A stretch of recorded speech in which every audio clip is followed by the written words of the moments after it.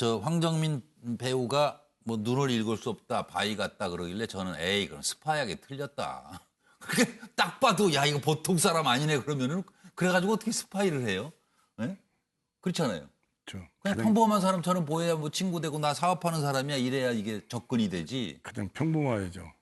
네. 가장 그 특징이 없는 사람이 되고. 그럴 것 같아요. 네, 그런데 이제 저는 그래야 속아 넘어가죠. 네, 그런데 저는 군에서 한 17년 동안 장교 생활을 했기 때문에. 아 이따 뭐 체격이나 뭐 이런 게 보통 사람 아니신데요. 장교 생활을 했기 때문에. 목도 보세요. 네, 그렇게 하더라도 그것이 이제 어느 정도 이렇게 커버될 수 있었죠.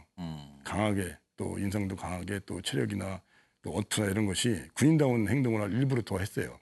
아 원래 저 지금 이거 하기 전에는 군인이었다. 그렇죠. 차라리 그걸 감추지 않았다. 감추면 안 되죠. 군인답게 행동하는 게 좋지 않겠습니까? 근데 장사하는 거는 내가 이제 하다가 사업하다 먹고 살기 위해서 하는 거예요. 이러다 먹고 살려고 하는 거다. 자식들 먹고 살기 위해서. 그거를 진심으로 보이도록 노력을 했다. 네. 그래서 제일 먼저 속아 넘어간 사람이 누구예요? 글쎄, 그거를 딱 찍을 수 있는 건데. 간첩인지도 모르고 박 선생 뭐 이러면서 친하게 지내고 뭐 거래도 하고 무슨 뭐 포대 뭐가 있더래요?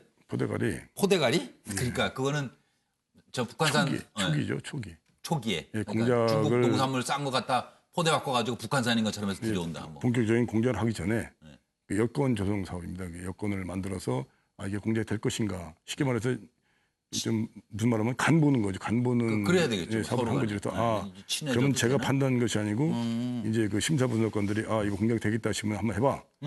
떨어지면 그때 이제 본격적으로 공작 계획이 작성되고 그 국가 승인을 받고 국가 예산과 국가 행정이 동원할 수 있는 그런 사업이 되는 거죠. 그러니까 그런 사업하는 사람들과의 접촉이 말하자면 북한 고위층과의 접촉으로 가는 데는 굉장히 빠른 루트 같아요. 경제 그렇죠. 다루는 사람들, 외화벌이 하는 사람들.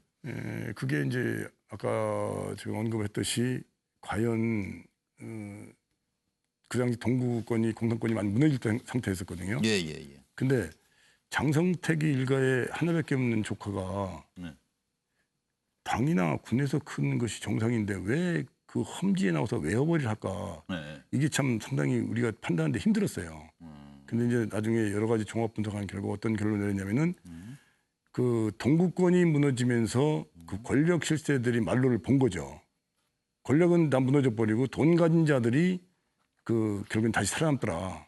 이런 교훈을 얻었던 것 같아요. 그래서 아마 자식이나 후손을 생각하는 부모들이 아마 일찍부터 그 자기 조카를 그런 돈벌이로 내몰지 않겠느냐. 그렇게 판단하고 거기에 맞춰서 공작을 해나간 겁니다. 근데 그게 주요를 했죠. 그게 맞았다는 것이 확인됐고요. 그래서 결국은 노무현 고인이듯이 노무현 전 대통령 지시로 결국은 이제 개성공단 그 작업을 했고 결국은 그게 화근이 돼서 MB 정부가 들어선 이후 2010년 6월 10일? 6월 1일입니다. 6월 1일? 북한의 군의 작전 교범 등을 전달한 혐의로 그리고 뭐 작게 5027-04를 비롯한 군사 기밀을 북에 넘겨줬다라는 혐의로 긴급 체포돼서 6년형. 6년 감옥살이를 하고 재작년에 나오신 건가요? 군사 교범은 아까 말씀드린 대로 개성공단을 푸는 과정에서 일부 거래가 있던 건 분명합니다. 작전 교범은? 아니 작전 교범 야전 명칭이? 야전 교범. 그것은 그 군사의 미래에 등재도 안 돼 있고 평문으로 분리되어 있습니다. 그래서 물론 그것이 아무리 그렇다 하더라도 우리 적인 북에 넘겨주는 행위는 잘한 건 아니죠. 그러나 저는 어떤 것이 국가에게 더 클 것이냐 이걸 판단할 수밖에 없었어요. 그 당시에. 그쪽 신뢰를 얻기 위해서라도? 아니죠. 그거는 현실적인 문제였어요. 이건 나온 거니까. 이미 그때는 이제 국정원에서 이제 현직에 나온 거니까. 그렇네요. 2014년, 5년도에요. 근데 이제 제가 이제 어리석었던 것은 안 했으면 됩니다. 개성공단에 대단 안 해도 안 했으면 되는데 어리석게 참여를 한 거예요. 행동을 했고. 그것이 저한테는 그 씻을 수 없는 그런 어떤 그 오점을 남기게 된 것이죠. 근데 이제 자꾸 나오는데 작게 5070사는 처음부터 끝까지 저는 그 본 적도 없고 또 제가 다룰 수 있는 것도 아니고 또 판결문이나 어디에도 제가 그걸 북에다 줬다는 내용 없는데 지금 계속 언론에서 내가 북에 지시를 받고 줬다고 계속 이렇게 나오거든요. 지금 우리 진행자분께서도 네. 북에 준 걸로 돼 이렇게 나온다 이렇게 해서 네. 그런 얘기가 있으니까 그런 말씀하시는 거거든요. 그렇죠. 예. 예. 돌아다니는 얘기라서 본인에게 예. 확인을 하고 싶어서 질문. 네, 그렇게 이제 좀 물어가고 싶은 분은 아직도 있는 거죠. 그래서 사실은 어떤 점이 일단 6년 감옥에 계셨죠. 예. 그걸로 다 죄는 다 씻은 거고.